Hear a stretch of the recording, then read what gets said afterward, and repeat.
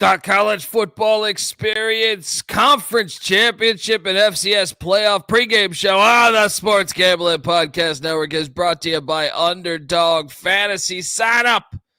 And when you do, sign up with that promo code TCESGPN. You get a 50% deposit bonus up to $1,000. We're also brought to you by Rebet, a brand new sports book available in 45 different states. Download Rebet in the App Store and use the promo code SGPN for 100% deposit match up to $100. And last but not least, we're brought to you by Rhythm. Start crushing college hoops and college football with Rhythm. Get your free 7-day trial period today by going to sportsgamblingpodcast.com/rhythm. That's RITHMM. That's sportsgamblingpodcast.com/rhythm. And remember, as always, folks, too, let it ride. This is Coach June Jones, and you're listening to SGPN. Let it ride.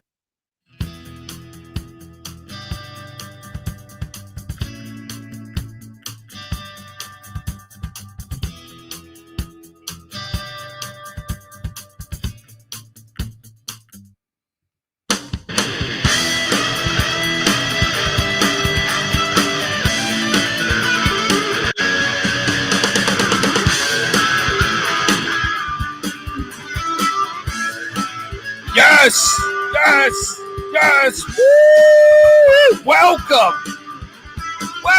to the college football experience pregame show. I know we're late. I know I'm in fucking glasses. Give me a frappuccino and whatever. With my hipster ass. No. We got the old studio being built, so it was had to be out there. Internet had to be turned off for a little bit. My apologies. Was hoping to get this done before conference championship week, but it just didn't work out that way. YouTube.com/the college experience. Get on over there, hit that like and subscribe button. Yeah, we had some fire games last night. Well, at least from a gambling perspective. And you got a bunch of games today. I mean, shit. I got Kansas State, St. John's tipping off right now in college hoops. Get in right now if you can on the Johnnies. All right. Just get in. Let's go. If you're wondering who the hell you're listening to, because it's tipping in like 30 seconds. My name is Colby Swinging Database Dan, a.k.a. Pick Dundee. That's not a pick. This is a pick. He was raised in the land down under, where a man thinks on his feet, speaks with his fists, and lives by his wits. When Dundee happened, he was a superstar. And you're nothing but a chameleon, lemon-headed, coward, terrorist pussy. And I'm after you, buddy. You're going to pay for it. Good night. Oh, yeah. We're here. Happy early holidays. I feel like happy holidays works when you got a 12-team playoff looming.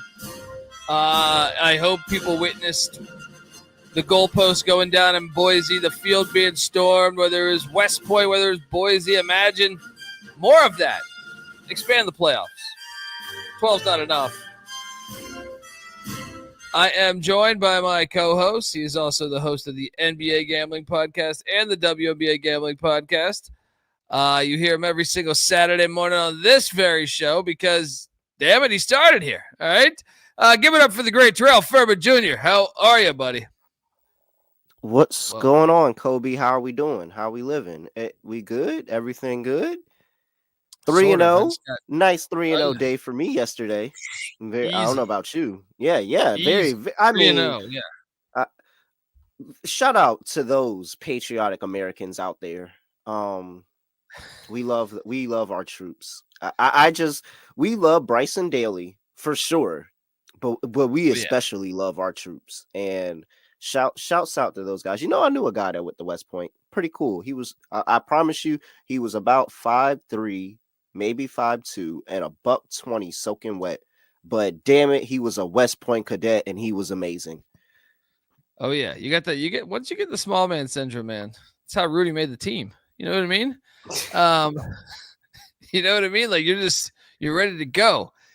I just feel like I think the best story in sports, undercovered in my opinion. There should be a movie. it should just be taught in every classroom. Is the story of Muggsy Bogues.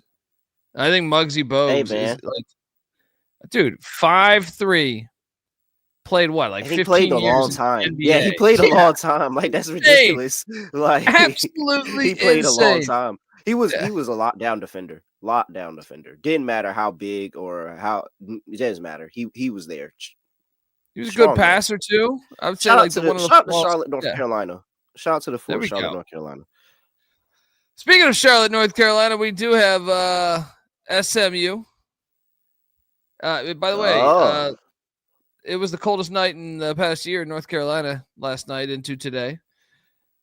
So I actually wonder what this will do here for you. Like, as far as like Clemson, gonna have the crowd. Let me see. I still got Charlotte on my weather app. Yeah, I think here. Tonight, because that's a night game. I think it's going to be like tonight or 30 degrees, right? A round tip is still going to be around 40 because it's a 6 p.m. on the East Coast tip. No, 8 p.m. on the East Coast tip. That's what I'm saying. You're looking at 30s. Yeah, this is going to be about mid 30s for the course of this game. So mid 30s. Playing football, that's not fantastic, Kobe. This is why we have domes for situations like this. No, domes are. There's a thing called the Arena League, and that's ready for you. If you wanna host that podcast, I will. And you know what? I will, Kobe. I 100% will. Arena League football podcast coming soon. Yeah, get the Arena Football League podcast. But football was meant. The first ever game was in late November. And let me tell you, the whole history of the fucking sport involves cold. So do not listen to this fake news. But I will just say here, I thought it will be a Clemson crowd, but Dallas, Texas actually gets a little colder than Clemson, South Carolina. So the question would be, does that help SMU with it being a colder game? I wonder I wonder how much Dabo can get up his guys for this game in terms of saying, hey, man, this is a team that quote unquote, bought their team. They bought these players. They got all these transfers and all this stuff come in. We're homegrown talent. And I'm trying to show you that, hey, this is how college football is made. This is how we can get it done. I wonder how much Dabo can get his team up for that. And I mean, yeah, he can maybe get them up for it, but it's just, is there a different level of talent here? Because this SMU roster is really good and that defense is nasty. My thing is, like, if they were playing Miami here, it'd be a true neutral site game, and I would take SMU. This is a Clemson home game. For the most part. I'm on the Tigers. Like, I hope I'm wrong in a way. I mean, not really, because I'm betting this, but I would like to see SMU in the playoffs. I'd like to see SMU at Texas in the first round of the playoffs. But I still think they should be in if they lose, provided they don't lose like 51-0. So that's why I kind of don't want them to lose, but I do. Because I want to see, like, we have to make the committee make a decision. Are you going to put in a 2-loss SMU, or are you going to put in a 3-loss Alabama? Not only a 2-loss SMU, this would be a lot like the Florida State one that ran the table in their own conference. Yeah, absolutely. And a conference that's fared pretty well against the SEC over the years. Like last year they had a winning record against them. This year I think it's a losing record, but I think it's very close. I'm taking Clemson though. I just think the home crowd is all the difference here. Like SMU is also a little dinged up. So that's another angle. RJ Maryland. Am I going to be mad? I took Clemson last week, man. Am I going to be pissed if I take Clemson again? I've been going back. They probably should have won the game last week if you really think about it. 3rd and 16. Lenore Sellers makes that crazy play. The freak interception. They were in field goal range. You know what I mean? Like, I feel like Clemson was actually like, credit to South Carolina, but I feel like they kind of stole the game. So I don't know. I like Clemson. You seem to be. I'm teetering. I'm tottering, and I think I'm gonna fall back on the Clemson side of things, but it's really gonna piss me off if Alabama or like if SMU loses this game and is not in the playoffs. It's really gonna piss me off. Yeah. It will for me too. Prepared, folks. Georgia, Texas, filthy Atlanta for some stupid reason. Another neutral site game. Yeah, I think this is going to be an intriguing element moving forward because you have, the Bevo couldn't make it. Yeah, I know, which is ridiculous. But the Longhorn, the fact that you even have a rule about that bothers me. That's what I'm saying. This is like an NFL stadium, some bullshit. But I'm intrigued to see if this works long term because I think you look at that crowd at Boise or in West Point. Now I know those are mid majors, but I bet you that extra game there in Boise, to me, that's going to continue to help and strengthen local business, fan influence in Idaho, and I think another reason that the conference championship, these tickets are shitty this year. Like LSU or the SEC championship, they're going for $350 last year for the cheapest. I'm seeing $115. The Big Ten, you can get in for $12. Yeah, because the playoffs are. So to me, it's like, what are you doing? Cater to your product. At least give the best team the home field. So in this case, it would be Penn State at Oregon if you did this, or figure out something. Get rid of the conference championship games. But I think it's a legit problem they have there. However, for this game in Atlanta, I'm all over the dogs again. 3-point catching 3 points right now. I just think they're a better football team than Texas, and I killed it on the play in Austin. Second matchup, yes, it's hard to beat a team twice. I just don't think Texas is that good. Even last week, which I lost on A&M. I watched that game, and look, Texas was certainly the better team. They could run the ball, and that was it. I wasn't that impressive to me. It was like, man, you telling me this is a top 5 team?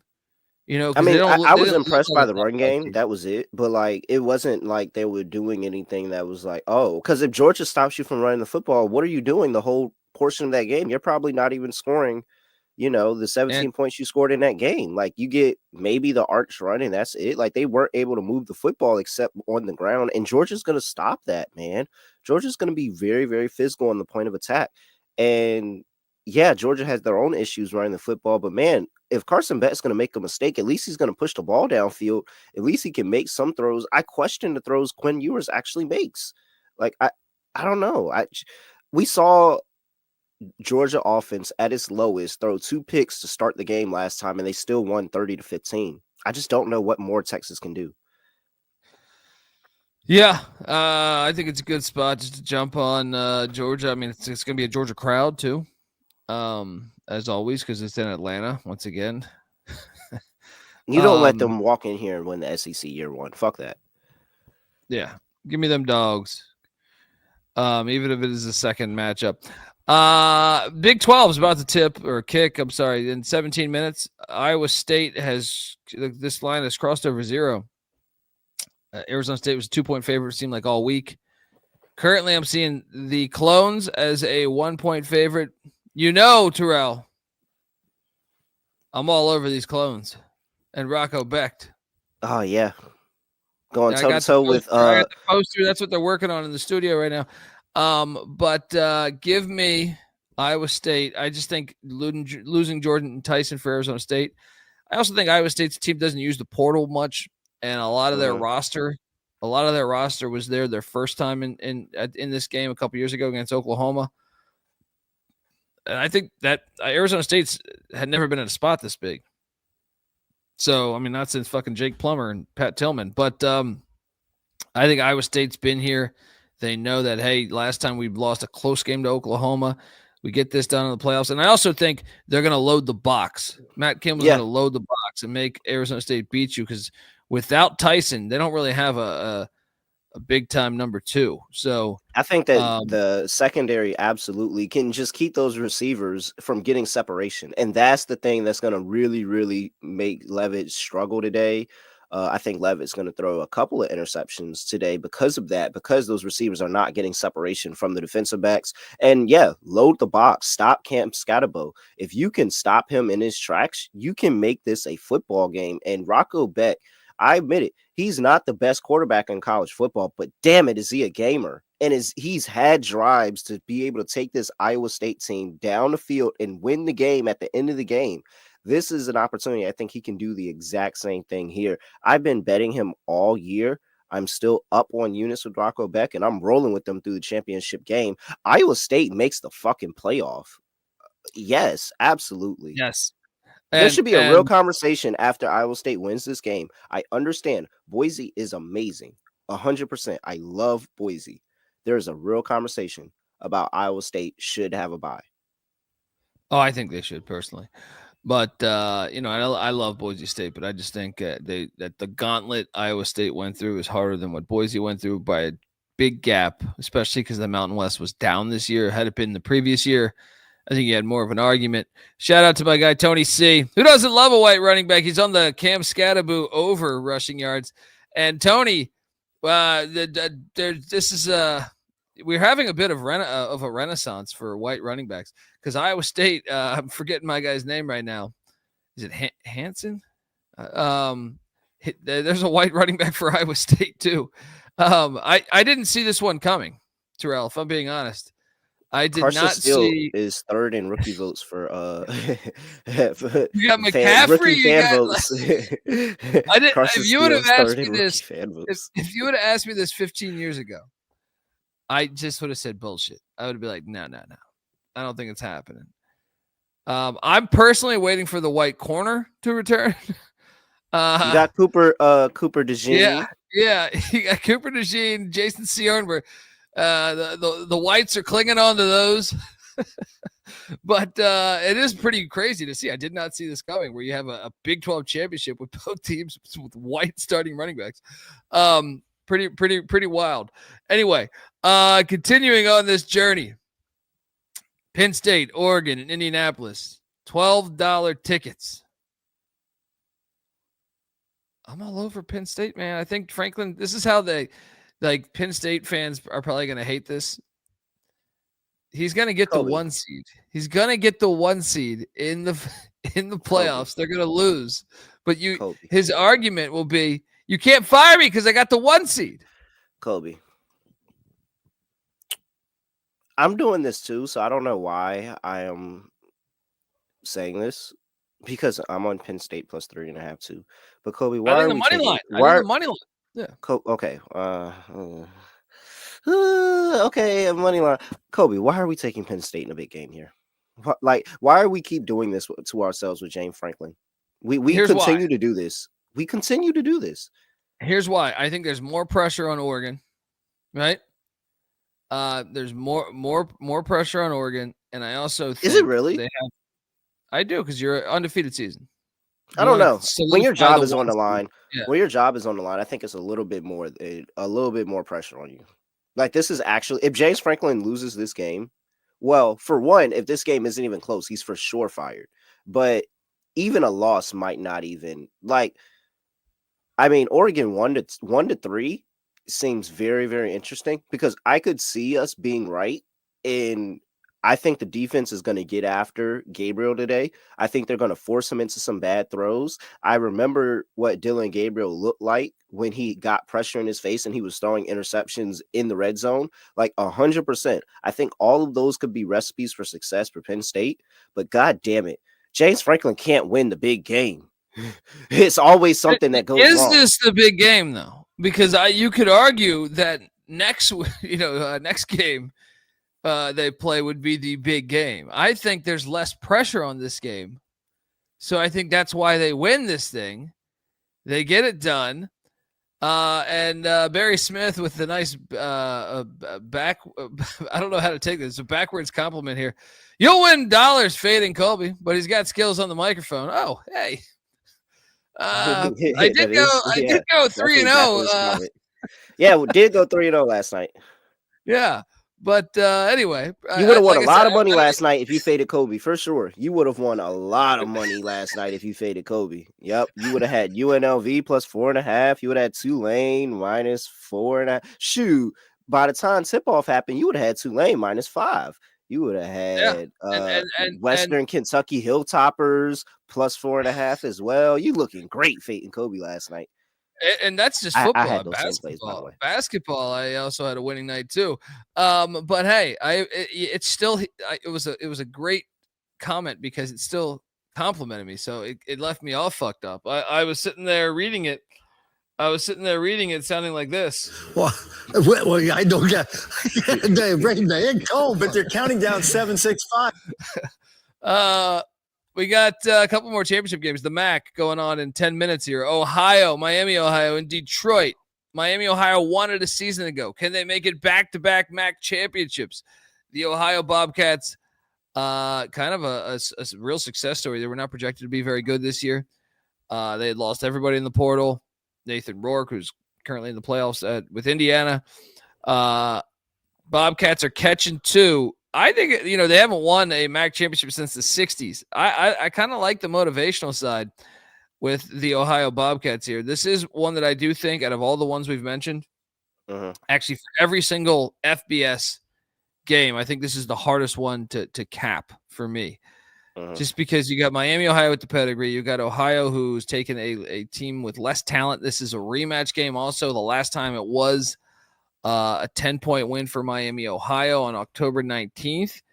But I would say part of that was it was at Miami, Ohio. Now you're getting a neutral site.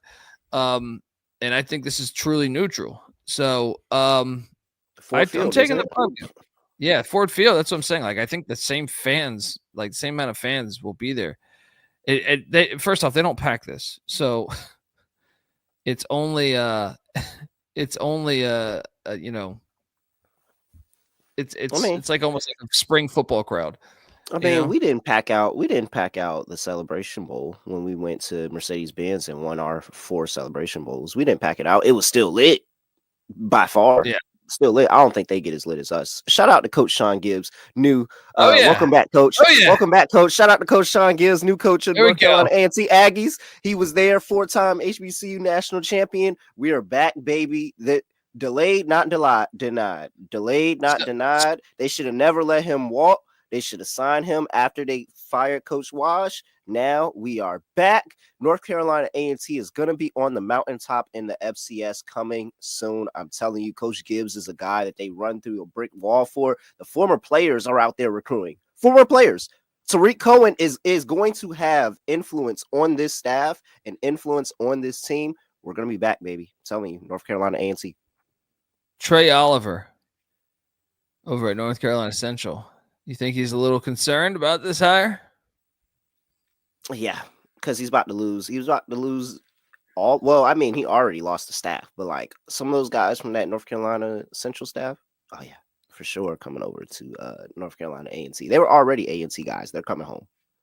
Yeah, it's good for the rivalry. You guys need, Vincent Brown. That era was quick, by the way. I'm gonna tell you right now. Next year, Central is going to be laying points in the Aggie Eagle Classic.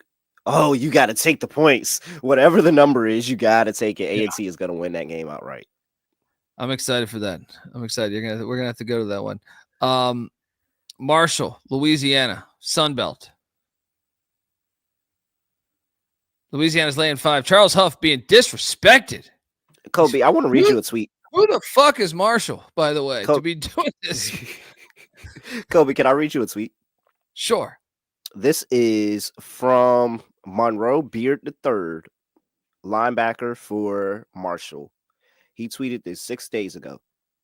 Stop playing with Coach Huff, all caps. We, all caps, love him and don't listen to the outside noise, all caps. Marshall versus everybody. Lock.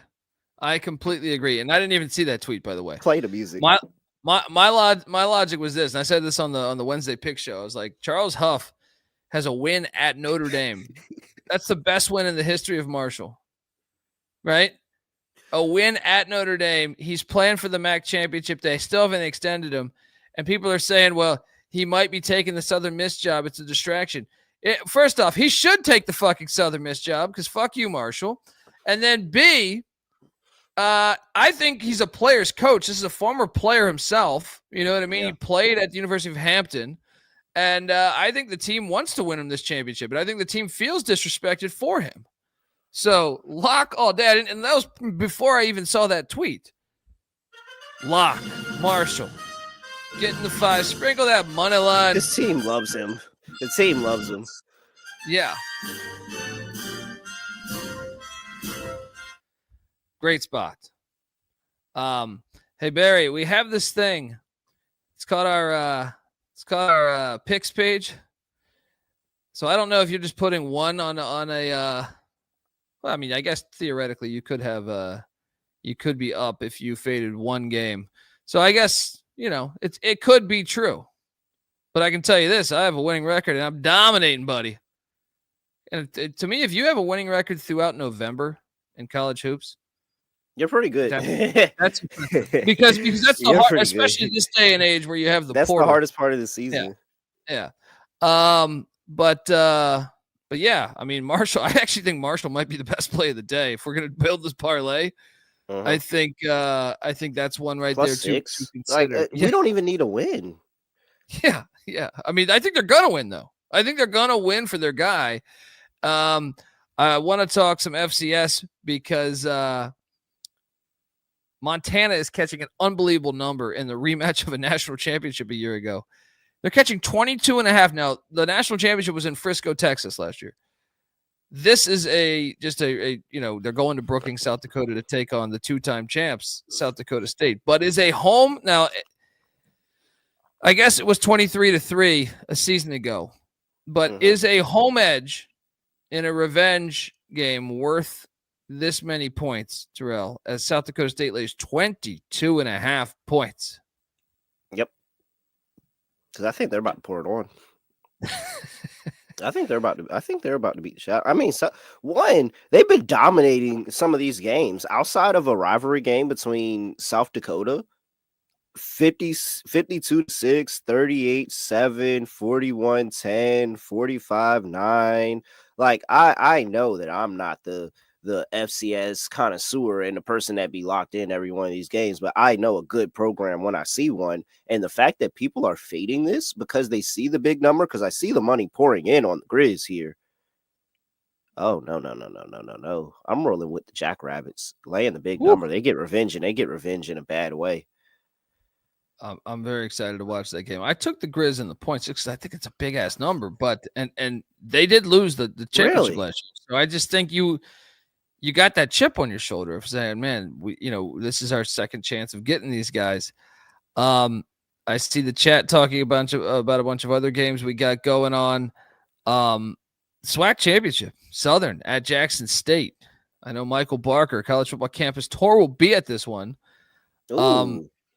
Yeah, Jackson State at the vet there, laying 12.5. TC Taylor taking over for Prime. Yep. Done a solid job, all things considering. Southern, this is what's crazy. This is a rivalry game that goes back to like 1929. So are you okay laying double digits in a rivalry game? Not really. I'm probably not going to do it. I like Southern plus the points here.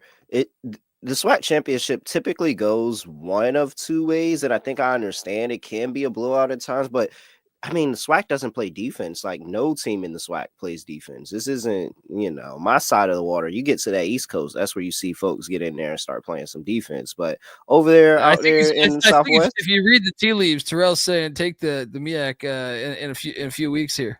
Oh, 100%. But I think that it's going to be a points galore here. I think that this is going to be a back and forth game, kind of, and Southern's not going away. They're not going to just give this game away to Jackson State. I think this is going to be a baller, and this is going to be incredibly lit. Jackson State band, Southern band, all of that all together. I think the points. I think we take the points. I'm with you. A one-score game, and maybe Jackson State wins, but they don't cover. I'm with you here. This game's on. I'm actually fairly confident about this play, Kobe. For me not to be an FCS guy, I'm actually fairly confident that Southern is able to cover 13. They may not win outright, but they're going to definitely cover 13. I think so too, and I think the fact they played on September 14th And Jackson got him then, right? Jackson got him by 18. But I also think that was September 14th. You're in game 2 or 3. I think you get all year. It's hard to beat a team twice. So, yeah, I will take the Jaguars there, plus the points as well at the vet. We got Villanova. I mean, there's a few other games, FCS playoff-wise. Rhode Island's at Mercer. Villanova's at Incarnate Word. UT Martin's at Montana State. Tarleton State's at South Dakota. Abilene Christian's at North Dakota State. Illinois State's at UC Davis. This line shot up. This was a 6-point spread throughout the week. Lehigh is at Idaho. Boo. Any of these you see and you go, man, that line's a little off. I mean, is there, to me, I think Montana State, UT Martin, I think Montana State might put it on UT Martin because that's going to be cold as fuck. And I just feel like that's a legit home field advantage. Last time they played, Montana State won 26-7. Now I know that UT Martin team was not nearly as good as this UT Martin team. I just think going on the road to Montana there, I think you probably lay the points with the Bobcats there. Another one I do like. I don't know how much I like it now at 11, but I was bullish on UC Davis winning that game at 11. I think maybe I benedict this one and take Illinois State. Let's give the people a parlay and get out of here. Oh, it's 12. Holy crap. Yeah. Just talking like that. I think we go Marshall money line. How about this? Yeah. Marshall money line, Penn State money. What about this round robin here? Marshall money line, Penn State money line. Then we load up on Georgia money line. So you have you got 3 dogs right there. Yeah. Or we could instead of Penn State, let's go with Ohio real quick. Or no, because that's too. That's just started. Yeah, we'll give a later one. I'd rather go. Be that. I'd do anything not to bet James Franklin today. So I would take Clemson over Penn State. I would literally do anything not to bet James Franklin. I like it too. You can do that. You don't need to do a money line round robin. Just do a parlay then. Do a parlay and take. You can add Southern to that mix in the SWAC championship. So Southern, Marshall, Clemson, Georgia. All right, Clemson. Here we go again. God damn it. That's the play. Folks, we'll be back tonight with the reaction show. Also, check out the college basketball experience as we pick every single college basketball game of the season. Yeah. Sorry, it was only a 30-minute show. Got a guy doing construction behind me, and the internet was off. So it'll be hopefully working tonight. Till next time.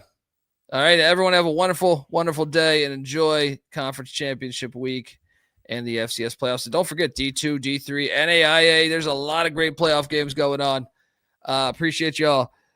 Give Terrell a follow on Twitter at @reallyRel__. I'm on Twitter at @TheColbyD. Make sure you check out all of Terrell's work as well. NBA Gambling Podcast. What are we doing right now? I mean, the season's going. WNBA Gambling Podcast as well. Get on over there. Check those out. Till next time, folks. This is the college football experience. You better start thinking about yours. And we out of here. Run and shoot. We can really run and shoot. And the whole team's looking and the whole world's looking with the cameras. Run and shoot. We can really run and shoot. And you know what to get. Love Slum.